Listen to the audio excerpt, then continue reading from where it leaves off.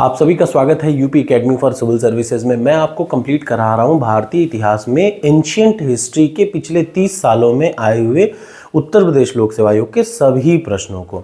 और ये भी आप जानते रहिए कि इससे बाहर एग्जाम में आते नहीं हैं, ठीक। तो उसी हिसाब से मैं आपको पढ़ा रहा हूँ। मैं आपको क्लियर बता दूँ 1 मिनट में कि ये PDF आपको टॉपर्स कोड पे फ्री में मिलेगी। इसके सारे टेस्ट टॉपर्स कोड पे मैंने अपलोड कर रखे हैं। 40 टेस्ट ROARO में फ्री हैं और 40 टेस्ट UPPCS में फ्री हैं। आप उसको अटेम्प्ट कर सकते हैं। तो शुरुआत करते हैं वहीं से जहां मैंने खत्म किया था। देखिए, हड़प्पा सभ्यता से प्रश्न क्या आते हैं। हड़प्पा सभ्यता से पहला प्रश्न आता है कि आपको कोई स्थल देगा जैसे कालीबंगा। कालीबंगा में क्या किस चीज़ के अवशेष मिले, ये पूछेगा। या पूछ लेगा कालीबंगा खुद कहाँ पे है। तो यही टाइप के प्रश्न आपको अक्सर दिखेंगे। तो पहले मैं बता दूं कालीबंगा कहाँ पे है। राजस्थान में, दैमाबाद महाराष्ट्र में, राखीगढ़ी हरियाणा में, पाडरी गुजरात में। ये एक ऐसा स्थल है जो आपने कम नाम सुना होगा, लेकिन याद रखिएगा। पाडरी कहाँ पे है, गुजरात में। हुलास कहाँ है, उत्तर प्रदेश में। और देखिए, जबरदस्ती एक्स्ट्रा मत पढ़िए, सिर्फ जितना मैं बता रहा हूँ उतने को एक्सप्लेन। इसका निचला वाला पार्ट जरूर देखिएगा, व्याख्या जो लिखा हुआ है। अभी मैं इसको हिंदी में कवर कर रहा हूँ, मैं इसको इंग्लिश में भी ऐसे ही कवर करूंगा। तो लेट्स स्टार्ट। हड़प्पा, याद रखिएगा, हड़प्पा से R37 ये क्या हुआ है, ये ग्रेवयार्ड या फिर कब्रगाह प्राप्त हुआ है, शवाधान प्राप्त हुआ। R37 याद रखिएगा, हड़प्पा से शवाधान R37 प्राप्त हुआ है। लोथल से गोदी प्राप्त हुई है। कालीबंगा से जूता हुआ खेत पाया गया था। और नर्तकी की आकृति, जो नाचने वाले की आकृति है, कहाँ से पाई गई थी, मोहन जोदड़ो से, ठीक है ना। अब जरा यहाँ देखिए, मनका जो माणिक है, माणिक कहाँ कहाँ से पाया गया था। तो माणिक पाया गया था चहुंदड़ो से और लोथल से, याद रखिएगा। कहाँ कहाँ पाए गए थे, चहुंदड़ो और लोथल से। मनके की आकृति या मनके जो माणिक के होते हैं वो सब यहाँ से प्राप्त हुए थे, ठीक है ना। अगला, कौन से केंद्र उत्तर प्रदेश में, इनमें से कौन कौन से हैं। तो याद रखिएगा, आलमगीरपुर और हुलास, ये दोनों कहाँ पे हैं, उत्तर प्रदेश में। आलमगीरपुर मेरठ में और हुलास कहाँ पे, सहारनपुर में। जरा यहाँ देखिए, मोहनजोदड़ो के वृहद, मोहनजोदड़ो से प्राप्त हुआ था एक स्नानागार, मतलब स्नानागार जहाँ नहाया जाता है, ठीक है ना, बाथरूम कहा जाए, बड़ा बाथरूम प्राप्त हुआ था। कहाँ पे, कहाँ के तालाब में। अब इसमें ये जो स्नानागार था उसमें सीढ़ियाँ कहाँ से थी, तो आपको ये चीज़ याद होनी चाहिए, उत्तर पार्श्व में और दक्षिण पार्श्व में, ठीक है ना।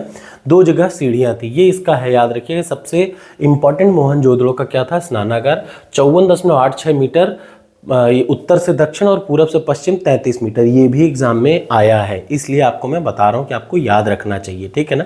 यही सब चीज़ें एग्जाम में UPPSC ऐसे ही, जब आप सोचेंगे ना अलग प्रश्न आया, तो वो यही अलग प्रश्न आते हैं। अब यहाँ देख लीजिए, हड़प्पा सभ्यता में कौन से स्थल कच्छ में स्थित है। कच्छ कहाँ है, गुजरात में है। तो वो क्या क्या है, देसलपुर और धौलावीरा। धौलावीरा भी बहुत अच्छा साइट, बहुत बड़ा साइट है, ठीक है ना। अगला आ जाइए, यहाँ पे देख लीजिए, हड़प्पा संस्कृति से कौन से स्थल हरियाणा में कौन कौन से हैं। तो हरियाणा में है राखीगढ़ी, राखीगढ़ी के नाम बनवाली, बनवाली और राखीगढ़ी दोनों हरियाणा में है, याद रखिए। जिन नदियों के तट पर सिंधु सभ्यता, जिन नदियों के तट पर थी वो कौन कौन सी थी, सिंधु, चिनाब, झेलम। गंगा नदी के तट पर नहीं था कोई भी सभ्यता, ठीक है ना। अब सबसे जरूरी ये चीज रख लीजिए, लोथल कहाँ पे है, गुजरात में। चहुंदड़ो कहाँ पे है, सिंध में, सिंध आज के कहाँ पे है, पाकिस्तान में है। कालीबंगा राजस्थान में है। बनवाली हरियाणा में है। रोपड़ कहाँ है, पंजाब में है। सुतकोतता कहाँ है, गुजरात में। आलमगीरपुर UP में है। रंगपुर गुजरात में है। हड़प्पा पाकिस्तान के पंजाब में है। दैमाबाद महाराष्ट्र में और राखीगढ़ी हरियाणा में है। ये इंपॉर्टेंट है, अक्सर ये आ जाएगा, ठीक है ना। अब यहाँ देख लीजिए, सिंधु सभ्यता के लोग, ये एक पेट प्रश्न है, बहुत इंपॉर्टेंट प्रश्न है, जो कि 2-3 बार अभी लोअर PCS में आया था कुछ समय पहले। सिंधु सभ्यता के लोग किसे नहीं जानते थे, तो बड़ा इंपॉर्टेंट प्रश्न है, याद रखिएगा। सिंधु सभ्यता के लोग शेर नहीं जानते थे, ठीक, ये याद रखिएगा। सिंधु सभ्यता के लोग बैल, भेड़, बकरी, सूअर पालते थे। बाघ, हाथी, गैंडा, भैंस, हिरन, एक श्रृंगी पशु की, लेकिन कहीं भी शेर के बारे में कोई आकृति नहीं मिलती है सिंधु घाटी सभ्यता से। धौलावीरा कहाँ पे है, गुजरात में है। 1967 में JP जोशी ने इसकी खोज की थी, ये इंपॉर्टेंट है, याद रखिएगा, ठीक है ना। इसके उत्खनन का कार्य किसने किया, RS बिस्ट ने किया, ठीक, ये दोनों चीज याद रखिएगा। JP जोशी थे जो पहले यहाँ के टीलों की खोज पहली बार JP जोशी ने की और RS बिस्ट ने यहाँ की खुदाई करवाई। अब ये प्रश्न देखिए, मोहनजोदड़ो और हड़प्पा बिल्कुल विलुप्त हो चुके हैं। दूसरा, वह खुदाई के दरमियान प्रकट हो चुके थे। सही दोनों हैं, लेकिन विलुप्त हो चुके हैं और खुदाई के दरमियान प्रकट हुए थे, दोनों सही हैं, लेकिन एक दूसरे की बात को जस्टिफाई नहीं करते। देखिए, मैं आपको बता दूं, ये जो 2 कथन और कारण आते हैं, कायदे से ये प्रश्न आपको ऐसे समझना चाहिए कि दोनों एक दूसरे को सही बता रहे हैं कि नहीं बता रहे हैं। दोनों सही हो ये जरूरी है और दोनों एक दूसरे को क्या बताएं कि जैसे एक ने एक बात कही तो दूसरा उस बात को वेरीफाई कर रहा हो, बस यही इनका मतलब है। जैसे देखिए इधर ये वाले प्रश्न में हड़प्पा जो है धर्म के लक्षण के रूप में मातृदेवी की पूजा, ध्यान से देखिए, हड़प्पीय धर्म के एक लक्षण के रूप में मातृदेवी की पूजा हड़प्पा संस्कृति के सभी प्रमुख नगरों में प्रचलित थी। नहीं, सभी प्रमुख नगरों में नहीं प्रचलित थी। तो पहला प्रश्न ये पार्ट क्या हो गया, गलत हो गया, कन्फर्म है। जब आ जाए सभी प्रमुख नगरों में तो ये गड़बड़ है, ठीक, एक्सट्रीम चीज़ें नहीं होंगी। दूसरा, हड़प्पा मोहनजोदड़ो से पक्की मिट्टी की स्त्री की आकृति बड़ी संख्या में प्राप्त हुई है, ये सही है। तो ए गलत है, आर सही है, ठीक। अगला आ जाइए यहाँ पे, वस्त्रों के लिए कपास की खेती कहाँ शुरू की गई थी, भारत में। याद रखिए, वस्त्र के लिए कपास की खेती सबसे पहले विश्व में कहाँ शुरू की गई, भारत में। सिंधु सभ्यता किससे संबंधित है, आद्य ऐतिहासिक युग से, ठीक। अच्छा, अभी कुछ लोगों को इसको समझने में दिक्कत है तो मैं इंग्लिश में भी वीडियो तुरंत बनाऊंगा यही एंशिएंट हिस्ट्री का। निम्न में से किस एक स्थल में प्रारंभिक हड़प्पा काल में दुर्गीकरण के साक्ष्य प्राप्त हुए, तो याद रखिएगा आमरी का उत्खनन 1929 में मजूमदार जी ने किया था, ये भी आपको पता होना चाहिए, ठीक। 12 सिंघा का साक्ष्य यहीं से आमरी से मिला है। सैंधव मुद्राओं में सर्वाधिक प्रचलित कौन सी हैं, तो एक श्रृंगी पशु की मुद्रा, एक सींग वाली पशु की जो मुद्राएं, जो सिक्के हैं वो ज़्यादा फेमस है। याद रखिए, अधिकांशतः मुद्राएं बनी हैं सेल खड़ी की। ये बहुत इंपॉर्टेंट और मोस्ट इंपॉर्टेंट प्रश्न है, 2020 पीसीएस का प्रश्न है। क्या सिंधु सभ्यता की सबसे ज़्यादा मुद्राएं किसमें बनी थी, सेल खड़ी की बनी थी। ये जो सिंधु घाटी संस्कृति है वैदिक सभ्यता से क्यों भिन्न थी, क्योंकि इसके पास विकसित शहर की सुविधाएं थी, बिल्कुल सही है। देखिए, वैदिक सभ्यता और सिंधु घाटी की सभ्यता में एक अंतर था, सिंधु घाटी की सभ्यता विकसित थी, बढ़िया से आकार के बनाए गए थे, हर चीज़ प्लान्ड सिटी था। ऐसा माना जाता है कि दुनिया की पहली प्लान्ड सिटी ये थी अपनी, ये सभ्यता।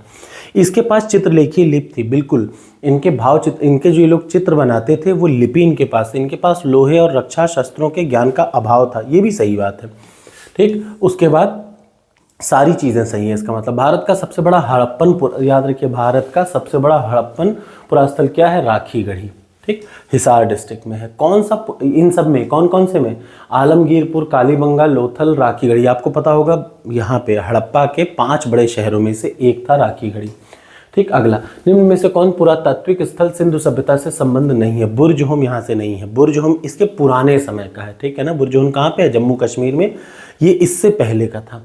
सिंधु सभ्यता शब्द का सबसे पहले प्रयोग किया था तो मार्म्यूल हिलर ने। मोस्ट इंपॉर्टेंट प्रश्न वनडे एग्जाम के लिए भी और यूपीपीसीएस के लिए भी, ठीक है ना।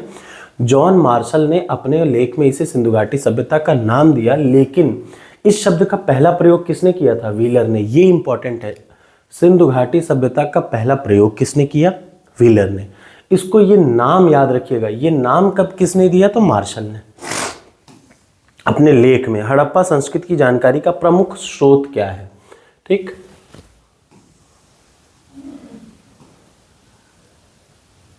ये एक इशू है,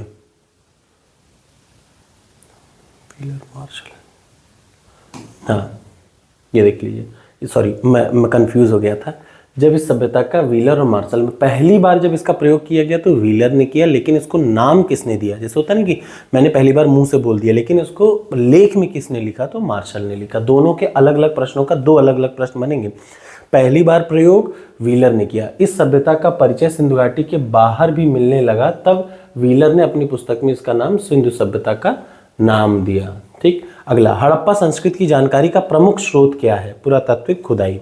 अगला देख लीजिए, अधिसंख्य हड़प्पा स्थल है सिंधु घाटी में। भारतीय स्वतंत्रता के बाद सर्वाधिक संख्या में हड़प्पन स्थलों की खोज हुई, तो हड़प्पन स्थलों की खोज हुई सबसे ज़्यादा गुजरात में। मूर्ति पूजा का आरंभ कब से हुआ, तो याद रखिए पूर्व आर्य की संस्कृति से। ये इंपॉर्टेंट है, उत्तर वैदिक नहीं, कुषाण नहीं, मौर्य काल नहीं, पूर्व आर्य की संस्कृति। और पहले हड़प्पा संस्कृति की उत्तरी सीमा का निर्धारण कौन करता था, मांडा, ठीक। मांडा ये कहाँ पे है, जम्मू कश्मीर में है मांडा। उत्खनन, हड़प्पा का उत्खनन करने वाले प्रथम पुरातत्व जो इसको महत्व को समझा पाया, जॉन मार्शल। इंपॉर्टेंट है, जॉन मार्शल ने हड़प्पा का उत्खनन करने वाला प्रथम पुरातत्वविद, जो पहला आर्कियोलॉजिस्ट थे वो थे मार्शल। ये सारे प्रश्न आप मत भूलिएगा, कंफ्यूजन मत करिएगा मार्शल और व्हीलर में। किस हड़प्पा स्थान से शव पेटिका ताबूत मिले हैं, तो वो है हड़प्पा से मिले हैं। सिंधु घाटी की सभ्यता में किस पुरातत्व से नाव के मॉडल प्राप्त हुए हैं, तो मोहनजोदड़ो और लोथल से। हड़प्पा संस्कृति के किस स्थल से कब्रिस्तान के प्रमाण नहीं मिले हैं, मोहनजोदड़ो से। हड़प्पा से किसके मिले हैं? कब्र, जो क्या बोलते हैं, ताबूत के प्रमाण हड़प्पा से मिले हैं। लेकिन कहाँ नहीं मिले हैं? याद रखिए, कब्रिस्तान मोहनजोदड़ो में नहीं थे। मोहनजोदड़ो निम्न में से मोहनजोदड़ो जाने वाला व्यक्ति कौन था? तो आरसी बनर्जी, रखालदास आरडी बनर्जी। मोहनजोदड़ो से प्राप्त पशुपत की मोहर पर कौन अंकित नहीं है? बैल मुंह अंकित नहीं है, याद रखिएगा। मोस्ट इंपॉर्टेंट, हाथी, गैंडा, बाघ तीनों अंकित है, लेकिन क्या नहीं अंकित है? तो बैल नहीं अंकित है। ठीक, ये आपको पता होना चाहिए कि पशुपत की पहली मोहर या पशुपत की बात सबसे पहले कहाँ पता चली? मोहनजोदड़ो में। अगला, सिंधु घाटी सभ्यता की विकसित अवस्था में किस एक स्थल से घरों में कुएं के अवशेष मिले हैं? तो मोहनजोदड़ो से। घर में कुएं भी होते थे घर के अंदर। मोहनजोदड़ो के प्रसिद्ध पशुपत मंदिर पे देवता किन पशुओं से घिरा हुआ था? चीता, गैंडा, भैंसा, हाथी। क्या नहीं था? बैल नहीं था, याद रखिएगा। गैंडा, भैंसा, हाथी और चीता। ठीक, चीता का मतलब बाघ भी बोल दे तो वो भी मान लीजिएगा। किस स्थल से स्त्री पुरुषों के समाधान का साक्ष्य प्राप्त हुआ है? लोथल से। स्त्री पुरुषों के युगल मतलब जोड़े में दफनाए जाते थे। किस स्थल से चावल का साक्ष्य प्राप्त हुआ है? तो लोथल से चावल की जो झुर्री होती है वो प्राप्त हुई थी। मृण पट्टिका पर सींग युक्त देवता की आकृति कहाँ बनी है? लोथल से। अगला, हाथी दांत का पैमाना हड़प्पी संदर्भ में कहाँ मिला है? लोथल में। ये सारे प्रश्न बहुत ही ज़्यादा इंपॉर्टेंट हैं। बंदरगाह कहाँ पे मिला है? तो बंदरगाह लोथल था, याद रखिए। बंदरगाह कहाँ था? लोथल था। ये क्या था? जहाज़ों का डॉकयार्ड था। आप इस बात को क्लियर रख लें कि जो इंडियन जियोग्राफी में प्राचीन इतिहास है उसका मेन पॉइंट यही पार्ट है, ये जो मैं पढ़ा रहा हूँ। कहाँ से क्या मिला, किस स्थल से क्या मिला, कौन सा स्थल कहाँ पे है, या कोई स्थल किस नदी के किनारे है, 3 ही प्रश्न आते हैं। सभ्यता का, सिंधु सभ्यता का कौन सा स्थान भारत में स्थित है? तो याद रखिए लोथल भारत में स्थित है। जूते हुए खेत की खोज कहाँ की गई? कालीबंगा। मोस्ट इंपॉर्टेंट प्रश्न तीसरी बार आ रहा है। कौन सा प्रारंभिक हड़प्पा संस्कृति से संबंधित है? कालीबंगा प्रारंभिक हड़प्पा से संबंधित। इसके पहले मतलब कालीबंगा क्या था? याद रखिए प्राक हड़प्पा संस्कृति, मतलब हड़प्पा के पहले भी कालीबंगा था। ठीक, ऊंट की हड्डियां कहाँ से प्राप्त हुई हैं? कालीबंगा से प्राप्त हुई। वो कौन सा स्थान है हड़प्पा का जहां दुर्ग तथा नीचे का नगर दोनों अलग अलग प्राचीर से घिरे हुए? कालीबंगा का ही। दुर्ग अलग, बचा, जैसे होता नहीं, दुर्ग अलग और बचा हुआ शहर अलग, दोनों अलग अलग प्राचीर से घिरे थे। वो क्या था? जहाँ था कालीबंगा। हड़प्पन संस्कृति में शैलाकृत स्थापत्य कहाँ से मिले हैं? धौलावीरा से। धौलावीरा एक बहुत बड़ी साइट है, यहाँ पे रिजर्वायर, वाटर रिजर्वायर मिला था धौलावीरा में। निम्न में से किस हड़प्पा सभ्यता का नगर 3 भागों में विभजित था? तो धौलावीरा ऐसा शहर था जो 3 भागों में था। कालीबंगा में जो दुर्ग था वो भी घिरा था और जो शहर था वो भी घिरा हुआ था दीवालों से, लेकिन ये जो है ये 3 हिस्सों में बटा था। कहाँ पे? धौलावीरा में, याद रखिएगा। मांडी भारत के किस राज्य में है? उत्तर प्रदेश में। हड़प्पा सभ्यता का मांडी जो है वो मुजफ्फरनगर में स्थित है। कौन सा सिंधु घाटी सभ्यता का स्थल उत्तर प्रदेश में है? तो ये भी आपको पता होना चाहिए, हुलास। मैंने आपको बताया था थोड़ी देर पहले, सहारनपुर में शायद। ठीक, पुरातत्व स्थल संघोल कहाँ पे स्थित है? पंजाब में। हड़प्पन शैली सनौली अभी के उत्खननों में कहाँ प्राप्त हुए? मानव समाधान। ये सनौली एक ऐसा प्लेस है जहाँ पे मानव समाधान प्राप्त हुए। हड़प्पा सभ्यता का कौन सा स्थान हरियाणा में है? तो बनवाली। दधेरी एक हड़प्पा परवर्ती हड़प्पीय पुरास्थल है, कहाँ का? पंजाब का। बनवाली में निम्न जमाव किस एक संस्कृति से संबंधित है? प्राक हड़प्पा ग्राम्य संस्कृति से। आप सिर्फ इसको सुनेंगे वीडियो तो भी आपको याद हो जाएगा, ठीक है ना। प्राचीन, याद रखिए, पुरातात्विक साक्ष्य से प्रकट है कि सिंधु घाटी के निम्न प्राचीन सभ्यताओं से किससे संबंध थे? इराक से संबंध थे। मैं आपको फिर बता दूं, यही टाइप के प्रश्न आएंगे। आप कुछ अलग मत पढ़िए, इसी को 3-4 बार, यही वीडियो 3 से 4 बार देख लीजिए, आपको क्लियर समझ में आ जाएगा। हड़प्पा संस्कृति में किस प्रकार की मोहरें थी? चौकोर। हड़प्पा में चौकोर मोहरें थी। हड़प्पा संस्कृति के लोग, अच्छा एक प्रश्न तो हड़प्पा संस्कृति से आना है, ये कन्फर्म है, लेकिन वो कौन सा प्रश्न होगा? बस इन्हीं में से एक होगा। यहाँ देखिए, हड़प्पा संस्कृति के लोग लाजवर्द निम्न में से किस देश से प्राप्त करते थे? लाजवर्द अफगानिस्तान से। ताम्र रथ प्राप्त हुआ है कहाँ से? दैमाबाद से। तांबे का जो रथ है दैमाबाद से प्राप्त हुआ है। अगला देख लीजिए, हड़प्पा में घोड़े के अवशेष कहाँ से प्राप्त हुए हैं? तो सुतकोतदा और कालीबंगा से। दोनों जगह से क्या हुए हैं? घोड़े की मृणमूर्ति लोथल से प्राप्त हुई है। दाएं जबड़े का साक्ष्य भी यहीं से प्राप्त हुआ है। और देख लीजिए, सुतकोतता से अस्थि पंजर, घोड़े की हड्डियां सुतकोतता से प्राप्त हुई हैं। कालीबंगा नौसारों से घोड़े की मृणमूर्ति प्राप्त हुई है, ठीक है ना। हड़प्पा से जुड़ा पुरातत्व सुतकांगेडोर, सुतकांगेडोर कहाँ पे है? दास्क नदी के, पाकिस्तान के बलूचिस्तान में है दास्क नदी, उसी के किनारे है। अगला, चहुंदड़ों के उत्खनन का निर्देशन किसने किया था? तो मैके ने किया था। अच्छा, मैंने बताया कि आपको हड़प्पा सभ्यता से क्या प्रश्न मिलेंगे, एक तो कौन सा स्थल से क्या अवशेष प्राप्त हुआ है, एक प्रश्न। दूसरा प्रश्न आपको पढ़ना है कि कौन सा स्थल किस नदी के किनारे है, दूसरा प्रश्न। और तीसरा प्रश्न आपको पढ़ना है कि किस आदमी ने उसकी खोज करी थी। ठीक, किसने हड़प्पा सभ्यता के विघटन के लिए इंद्र को उत्तरदायी माना? तो याद रखिए, व्हीलर ने हड़प्पा संस्कृति के विघटन के लिए इंद्र को उत्तरदायी मांगा। ये इंपॉर्टेंट चीज़ है, इंद्र ने हड़प्पा संस्कृति के लिए उत्तरदायी, मतलब हड़प्पा संस्कृति खत्म करने में पुरंदर यानी इंद्र ने विनाश किया। किसकी पूजा हड़प्पा संस्कृति में नहीं होती थी? तो विष्णु की पूजा हड़प्पा संस्कृति में नहीं, शिव की होती थी, मातृ देवी की होती थी, पीपल की होती थी, लेकिन किसकी नहीं होती थी? यहाँ देख लीजिए, निवासी शिव, पीपल, नाग आदि की पूजा करते थे। अगला आ जाइए, अब यहाँ से शुरू होता है ऋग्वैदिक और उत्तर ऋग्वैदिक काल। ऋग्वेद में दसराज शुद्ध किस नदी के तट पर लड़ा गया? तो परुष्णी नदी के तट पर लड़ा गया। ठीक, अब इनमें आप जरूर देखा करिए, राजा पुरु के नेतृत्व में अलिन, पख्त, भलान्य, शिव, विषाणिन, अनु, द्रह्यु, पुरु, तुर्वस जैसे 10 कबीले शामिल थे। याद रखिएगा, 10 कबीले शामिल थे।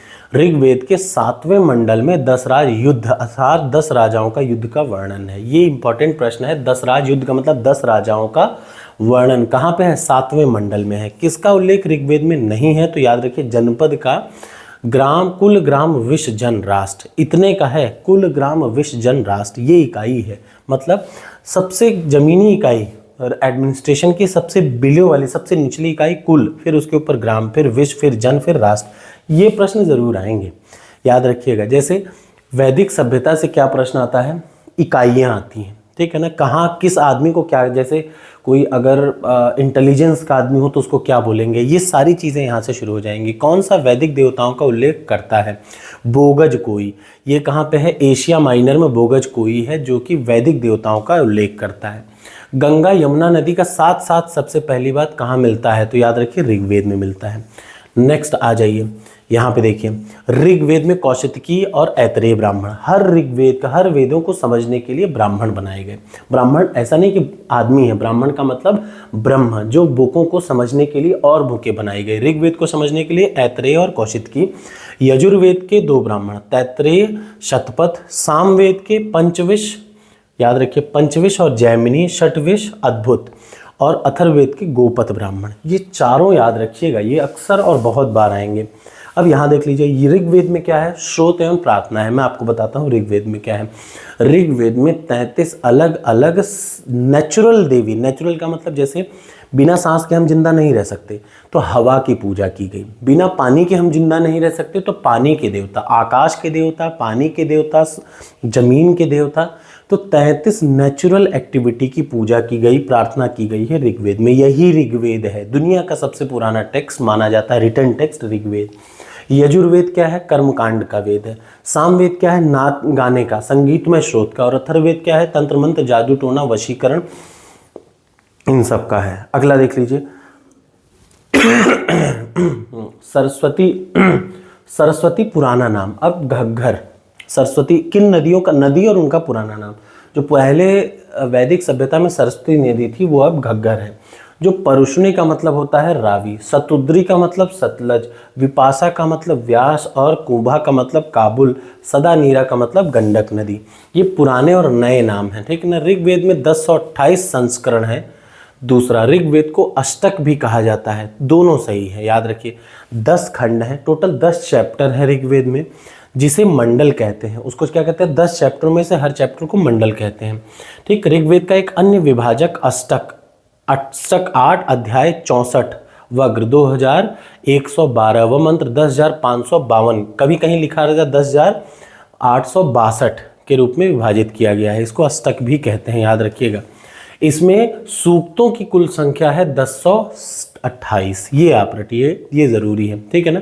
जरा यहाँ देख लिए, किन नदियों का उल्लेख अफगानिस्तान के साथ आर्यों के निकट संबंध का परिचायक है। मतलब अफगानिस्तान और आर्यों से कौन कौन सी नदियाँ संबंधित थी? तो कुंभा, क्रुमु, गोमती, ठीक, अगला यहाँ देख लीजिए, वैदिक देवता इंद्र के विषय में कौन कौन से कथन है। यहाँ सामने देखिए, झंझावत के देवता थे, बिल्कुल सही बात है। बारिश के देवता कौन थे, बारिश के देवता थे इंद्र। मैंने आपको बताया ऋग्वेद में क्या है, 33 अलग अलग नेचुरल एक्टिविटीज़ की पूजा की गई है। मेरी बात याद रखिएगा, ऋग्वेद में कहीं ऐसा नहीं कि किसी को भगवान बोला गया। इसीलिए हिंदू धर्म को धर्म क्यों नहीं, क्योंकि एक विचारधारा है। ये हिंदुइज्म का पहला नियम है। ऋग्वेद दुनिया का पुराना रिटन स्क्रिप्ट है।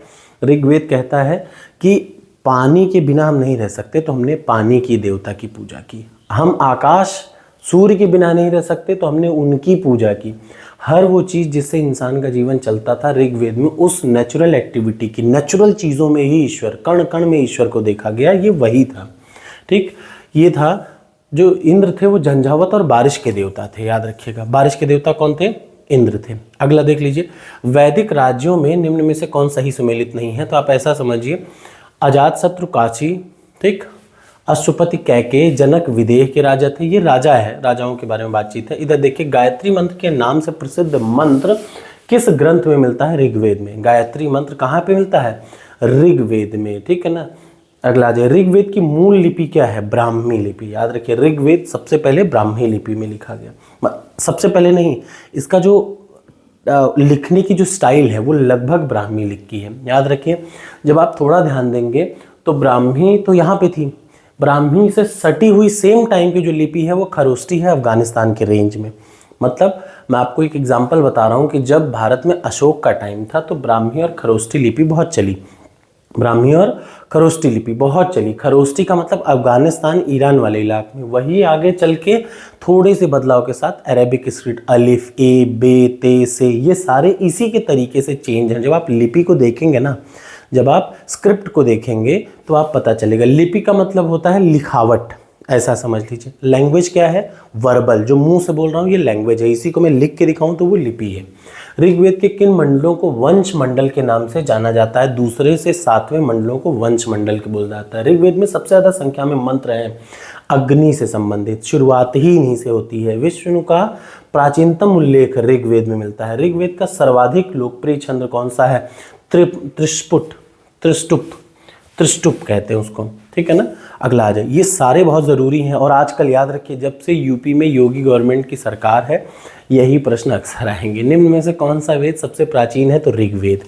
ये सच बात है। दुनिया का रिटन स्क्रिप्ट आप डाल लीजिए, ओल्डेस्ट रिटन स्क्रिप्ट तो यही है। अपाला आत्रेयी के मंत्र में क्या संग्रहित है, ऋग्वेद। वर्ण शब्द का सबसे पहले मिलता है ऋग्वेद। वर्ण क्या है, वर्ण का मतलब याद रखिए, गीता के अध्याय 3 या 4 के 13वें या 14वें श्लोक में कहा गया है कि मैंने आदमी के गुणों और उनके व्यवहार के आधार पर 4 वर्ण बनाए। ये गीता ने कहा गया है, गीता में लिखा है। आप देखिएगा, गीता में मुझे थोड़ा सा नाम यही नहीं याद आ रहा है कि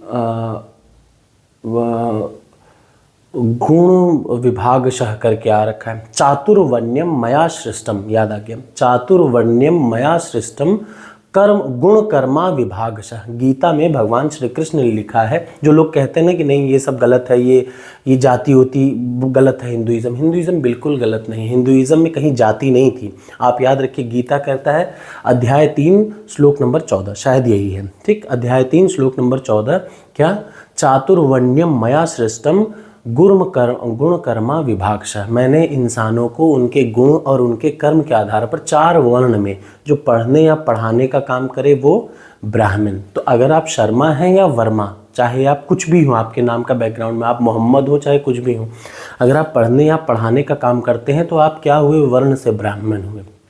अगर दूसरों की रक्षा के लिए आप शस्त्र उठा लें तो आप क्षत्रिय हुए। अगर आप लेखा जोखा मतलब पैसे का लेखा जोखा आप अच्छा कर सकते हैं तो आप वैश्य हुए।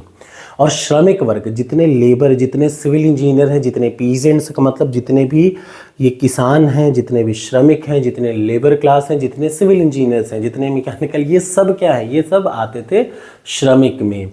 ये पहले क्या थे, 4 वर्ण थे। इसमें कोई बड़ा छोटा नहीं था, उनके कर्म के आधार पर 4 वर्ण हुए, जिसका जो काम उसका वो काम, ठीक। लेकिन लोगों ने इसको क्या कर लिया, बपौती समझ के इसको जाति में कन्वर्ट कर दिया। इट डजंट मीन कि शुरू में ये था। बिल्कुल भारत में ऋग्वेद में भी कहीं पे जाति की चर्चा नहीं है, वर्ण कहा गया। और आपके जानकारी के लिए ऋग्वेद में 3 ही वर्ण का उल्लेख था, चौथे वर्ण का उल्लेख नहीं था।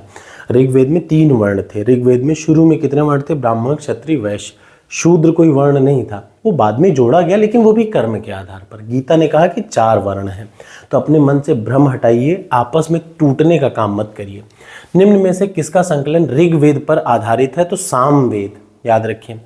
ठीक, ऋग्वेद सबसे पहले बना, उसके वजह से फिर और वेद बने, याद रखिएगा। सबसे पुराना है ऋग्वेद। ऋग्वेद को समझने के लिए और सारे वेद बना दिए गए। कौन सा वेद, पद्य और गद्य दोनों पर लिखा हुआ है, तो यजुर्वेद, बहुत इंपॉर्टेंट है, याद रखिएगा। यजुर्वेद पद्य गद्य दोनों में लिखा हुआ है। अगला, कौन सा वैदिक साहित्य का सही क्रम क्या है, वैदिक संहिताएं, ब्राह्मण, आरण्यक और उपनिषद। ठीक। अगला, कभी टाइम मिला तो मैं आपको जरूर पढ़ाऊंगा चारों वेद का मेन सार क्या है, ये मैं जरूर आपको समय मिलेगा तो बताऊंगा। चूंकि मैंने बहुत अच्छे से पढ़ा हुआ है, इसलिए मैंने थोड़ी बहुत अरेबिक भी पढ़ रखी है। अलिफ बे ते से जब मैं बोल रहा हूँ तो I know the Arabic script. ठीक, तो मैंने कुरान मजीद भी पवित्र है, वो भी बहुत अच्छी बातें कहती है। मैंने हर चीज़ पढ़ रखी है, तो मैं आपको कभी समय मिलेगा तो जरूर बताऊंगा। वेदत्रयी के अंतर्गत क्या शामिल है, याद रखिए, यजुर्वेद, ऋग्वेद और सामवेद। वेद अथर्ववेद नहीं था, वेदत्रयी 3 वेदों को कहते हैं, ऋग्वेद, यजुर्वेद, सामवेद। इसमें भी आप याद रखिए, दुनिया का सबसे पुराना रिटन स्क्रिप्ट क्या है, ऋग्वेद। उसको समझने के लिए बचे वेद बनाए गए। इतिहास शब्द का पहली बार किस वेद में जिक्र मिलता है, अथर्ववेद में। ठीक। आयुर्वेद अर्थात जीवन का विज्ञान, किसमें उल्लेख है, अथर्ववेद में। आयुर्वेद का अर्थात जीवन का विज्ञान, इसका कहाँ उल्लेख है, अथर्ववेद में। अयोध्या का सबसे पहले कहाँ पे वो मिलता है, अथर्ववेद में, अयोध्या का जिक्र। वैदिक साहित्य में सभा और समिति को किस देव की 2 पुत्रियां कहा जाता है, तो प्रजापति की 2 पुत्रियां मानी जाती थी, सभा और समिति। शतपथ ब्राह्मण में राजा विदेह किससे संबंधित थे, गौतम ऋषि, राहुगण थे, गौतम ऋषि से संबंधित थे। ठीक है, मोस्ट इंपॉर्टेंट प्रश्न है ये भी। अगला यहाँ देख लीजिए, ऐतरेय ब्राह्मण कहाँ के शासक सम्राट की उपाधि धारण करते थे। ऐतरेय ब्राह्मण क्या कहता है कि कहाँ के शासक सम्राट की उपाधि धारण करते थे, प्राच्यकेत शासक। ठीक। गोपथ ब्राह्मण किससे संबंधित है, तो अथर्ववेद से। मैं आपको बता चुका पहले अभी। कौन सा उपनिषद गद्य में लिखा गया है, तो बृहदारण्यक। ये सारे प्रश्न। अब कुछ चीजें, जैसे बृहदारण्यक के बारे में आम तौर पे एक आध प्रश्न आ जाता है, तो कौन सा उपनिषद गद्य में लिखा गया है, बृहदारण्यक। छांदोग्य उपनिषद का किस वेद से शाखा से संबंध है, तो याद रखिए, सामवेद से। अगला आ जाइए, ये क्या है, उद्दालक, आरुणि और उनके प्रतु श्वेत केतु के बीच ब्रह्म एवं आत्मा की अनभिज्ञता में प्रसिद्ध वार्तालाप किसमें है, छांदोग्य उपनिषद में। याद रखिए, श्वेत केतु के बीच में ब्रह्म और आत्मा की अनभिज्ञता की बात कही गई है, ये छांदोग्य। सत्यमेव जयते कहाँ से, मुंडकोपनिषद। ठीक। गद्य में कौन सा लिखा गया है, ये प्रश्न इंपॉर्टेंट था, मैंने बताया नहीं, ये क्या है, कौन सा गद्य में लिखा हुआ उपनिषद है, बृहदारण्यक। जरा देख लीजिए, यहाँ मैं आपको बृहदारण्यक के बारे में बता देता हूँ। ठीक, कुछ गद्य है, रुकिए मैं दिखा देता हूँ। निम्न में से किस एक वैदिक साहित्य में मोक्ष की चर्चा मिलती है, उपनिषद में। नचिकेतोपाख्यान कहाँ से लिया गया, कठोपनिषद में। कठोपनिषद ये मैंने पढ़ रखा है। देखिए, आप मुझसे पूछेंगे मुझे ये सब कैसे आता है, तो मैं बता दूं, मैंने क्लास 10th तक संस्कृत पढ़ी है। I got very good marks in Sanskrit, so I can even speak in Sanskrit. Brihadaranyaka Upanishad में जनक की सभा में याज्ञवल्क्य से दार्शनिक संवाद करते हुए निम्न में से किसका वर्णन हुआ है, तो गार्गी का। ठीक, गार्गी, याज्ञवल्क्य, बृहदारण्यक उपनिषद की बात बता रहा हूँ। ठीक, यहाँ देख लीजिए, किस एक उपनिषद में पहली बात निराशावाद के तत्व दिखाई देते हैं, मैत्रायणी संहिता। जो मैत्रायणी उपनिषद है उसमें निराशावाद के दिखाते हैं। जरा यहाँ देख लीजिए, उपनिषद काल के राजा अश्वपति शासक थे, कहाँ के, कैकेय के। ये इंपॉर्टेंट है, ये रटिएगा। कैकेय के राजा अश्वपति, काशी के अजातशत्रु, विदेह के जनक, कुरु के अरुणी, पंचाल के जाबाली। ठीक। अगला, ऋग्वेद में यव शब्द किस चीज के लिए प्रयोग हुआ है, तो ज्यव का मतलब जौ। ठीक, ये लाइन आप पढ़ डालिएगा। 24 बैलों द्वारा खींचे जाने हलों का उल्लेख यही ऋग्वेद से मिलता है। कौशेय शब्द का प्रयोग पहली बार रेशम के लिए किया गया। ठीक। अगला देख लीजिए, ऋग्वेद में निम्न में से किस पशुओं का उल्लेख हुआ है? तो याद रखिएगा सारे, गाय, घोड़ा, बकरी, भैंस, सबका उल्लेख हुआ है। प्राचीन भारत में निष्क नाम से कौन जाने जाते थे? स्वर्ण के आभूषण को निष्क बोलते थे। ये अभी रिसेंटली यूपी पीसीएस में आया है। ऋग्वेद में से किस शिल्प का उल्लेख नहीं है? याद रखिए, हाथी के दांत पर कीड़न नहीं है ऋग्वेद में। ऋग्वेद में वशिष्ठ को किस पुरोहित के रूप में भरतों के पुरोहित के रूप में जानते थे? 10 राजाओं के युद्ध में भरतों का पुरोहित कौन था? वशिष्ठ था। याद रखिए, ऋग्वेद में किस मंडल का पहला सूक्त प्राय किस देवता के लिए है? अग्नि के लिए। ऋग्वेद की शुरुआत ही अग्नि से होती है, यह आप याद रखिएगा। ऋग्वैदिक धर्म क्या था? बहुदेववादी। 33 अलग अलग देवी देव, 33 कोटि का मतलब 33 प्रकार के देवी देवता नहीं थे ऋग्वेद में। ऋग्वेद में क्या थे? जिन चीज़ों से आदमी का जीवन। अच्छा, आपको ये पता होना चाहिए कि हिंदू धर्म को अक्सर आप लोग सनातन समझते होंगे। सनातन का सही मतलब क्या है? ऋग्वेद कहता है कि कण कण में ईश्वर है। हवा में देवता, हवा के देवता, पानी के देवता, आकाश के देवता, पाताल का, हर वो चीज़ जिससे इंसान का शरीर चलता है, बिना उसके हम नहीं चल सकते। क्या धरती खत्म हो सकती है? क्या जब तक इंसान है धरती नहीं खत्म होगी? ये सबको पता है। तो सनातन का मतलब जो कभी ना शुरू हुआ हो ना खत्म हुआ हो, जब हमें पता ही नहीं है, बिना हवा के हम जिंदा नहीं रह सकते, ये सनातन का पहला हिस्सा है। ईश्वर कहाँ है? ईश्वर सांसों में है। अब दुनिया में आप किसी भी देवता को, आप जीसस क्राइस्ट को मानते हो, चाहे आप अल्लाह को मानते हो, चाहे आप दुनिया के किसी भी देवता को मानते हो, अगर आप मेरी एक बात से वो हो, तो ऋग्वेद कहता है कि हवा के देवता, दुनिया के कितने बड़े भी आप कुछ भी मान रहे हो, मैं आपकी गटैये से 2 मिनट के लिए दाब दूं, तो आप खुद बताइए, बिना सांसों के आप जिंदा रह सकते हैं? नहीं। पहले देवता सांसों में है। सांस के देवता, हवा के देवता, पानी के देवता। बिना पानी के हम जिंदा रह सकते हैं? 1 साल ज़्यादा से ज़्यादा मर जाएंगे उसके बाद। तो हवा, पानी, हमारे बॉडी में 60 से लेकर 70% पानी है, तो पानी के देवता। तो हमारी बॉडी जिन चीज़ों से मिलकर बनी है वो है सनातन। सनातन का मतलब जो कभी ख़त्म नहीं हो सकता। ठीक, ये एक तरीका है। अगला आ जाइए, यहाँ पे आ जाइए, नेक्स्ट क्वेश्चन। वैदिक देवताओं में किसका उल्लेख उनका पुरोहित माना जाता था? तो याद रखिए, बृहस्पति। आरंभिक वैदिक साहित्य में सर्वाधिक वर्णित नदी कौन सी है? वैदिक साहित्य में सबसे ज़्यादा सिंधु नदी की चर्चा है। किस एक नदी को ऋग्वेद में मातेतमा या देवीतमा बोला गया था? सरस्वती या नदीतमा? सरस्वती। अर्धज्ञ का अर्थ क्या था? यज्ञ करने वाला पुरोहित। याद रखिए, यज्ञ कर्मकांड का निरीक्षण किस एक पुरोहित का काम था? ब्रह्म का पुरोहित का काम था। ऋग्वेद में निम्न देवताओं में से किसके लिए वर्णन है कि उसका रथ बकरे खींचते थे? पूषण। ठीक। अगला, ऋग्वेद में युद्ध देवता किसे समझा जाता था? इंद्र को युद्ध का देवता समझा जाता था। जरा यहाँ देख लीजिए, कौन से देवी देवता बोगज कोई से संबंधित है? बोगज कोई मिडिल ईस्ट में एक जगह है। इंद्र, मित्र, नासत्य और वरुण। वरुण का मतलब बारिश के देवता। ठीक, हवा। ठीक, इंद्र, इधर देख लीजिए, वरुण का मतलब अभी थोड़ा सा कंफ्यूज हूँ मैं। ऋग काल में जनता निम्न में से किसमें मुख्यतया विश्वास करती थी? तो बलि और कर्मकांड में। ठीक। अगला देख लीजिए, शूल गव यज्ञ किसके लिए जाना जाता था? इंद्र के लिए। निम्न वैदिक देवताओं में कौन अवेस्ता देव अहुर मज्जा दे से सादृश्य दिखता है? वरुण देवता हमारे अवेस्ता। आपको पता होगा, जो आज का ईरान है, और आप बोल सकते हैं कि आज के ईरान में 95% शिया मुस्लिम हैं, लेकिन वो ईरान पहले क्या था? पर्सिया था। वहाँ पारसी लोग रहते थे, और पारसियों का जो सबसे वो है अवेस्ता। ठीक, इधर देख लीजिए, उद्दालक अरुणी प्रसिद्ध दार्शनिक थे, कहाँ के? कुरु पंचाल के। ठीक, अब यहाँ देखिए अगला प्रश्न, वैदिक काल में ग्राम का मुखिया कौन होता था? उसका मुखिया होता था ग्रामणी। वैदिक काल में अस्पृश्यता का अभाव था, व्यवसाय का। ठीक, आधार, अस्पृश्यता का मतलब व्यवसाय के आधार पर अस्पृश्यता। अगर आप खराब व्यवसाय करते हैं तो आप अस्पृश्य, आप नहीं छुएंगे लोग आपको। दास प्रथा प्रचलन में कहाँ थी? पूर्व वैदिक काल में। किस भारतीय संस्कृति के अनुसार संस्कारों में कितने संस्कार हैं? 16 संस्कार। कितने प्रकार के विवाह हैं? 8 प्रकार के, 16 संस्कार। अच्छा, आप ये चौंक जाएंगे, जैसे जो भी मुस्लिम है वो भी जानते हैं, उनके यहाँ भी ये सारे संस्कार होते हैं। कोई शिया मुस्लिम होगा तो वो जरूर जानता होगा कि जैसे हमारे यहाँ संस्कार होते हैं, वैसे मुस्लिमों में हर धर्म कहीं ना कहीं एक दूसरे से जुड़ा हुआ है। किस विवाह प्रकार में कन्या के पिता द्वारा एक जोड़ी गाय लेने की प्रथा थी? तो वो आर्ष विवाह। 8 प्रकार के विवाह थे, ब्रह्म विवाह, दैव विवाह, आर्ष विवाह, प्रजापत्य विवाह, गंधर्व विवाह, पिशाच विवाह, असुर विवाह, राक्षस विवाह, 8 प्रकार के विवाह थे। ठीक। ब्राह्मण परिवारों में से किस परिवार ने समसामयिक शासकों को पराजित कर अपना प्रभुत्व स्थापित किया? तो भृगु। ऋग्वेद में किन नदियों का उल्लेख अफगानिस्तान के आर्यों से संबंध का सूचक है? तो कुंभा और क्रमु। अगला, उत्तर वैदिक काल में किसको आर्य संस्कृत की धुरी समझा जाता था? कुरु पंचाल।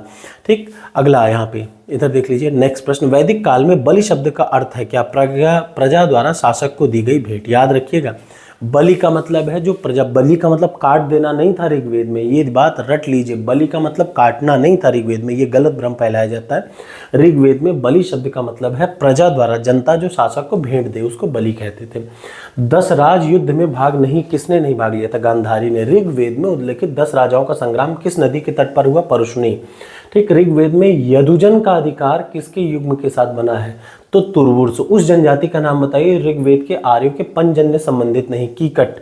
ठीक। यहाँ पे देख लीजिए, किस आर्कटिक क्षेत्र को आर्य भाषा भाषाई का मूल स्थान होने के सिद्धांत का वो क्या आता है? तो बाल गंगाधर तिलक ने ये सब कहा था। इस सिद्धांत का प्रतिपालक बाल गंगाधर तिलक था। यहाँ देख लीजिए, 200 तक आज मैं करूँगा। आर्य शब्द का अर्थ क्या है? एक उत्तम व्यक्ति।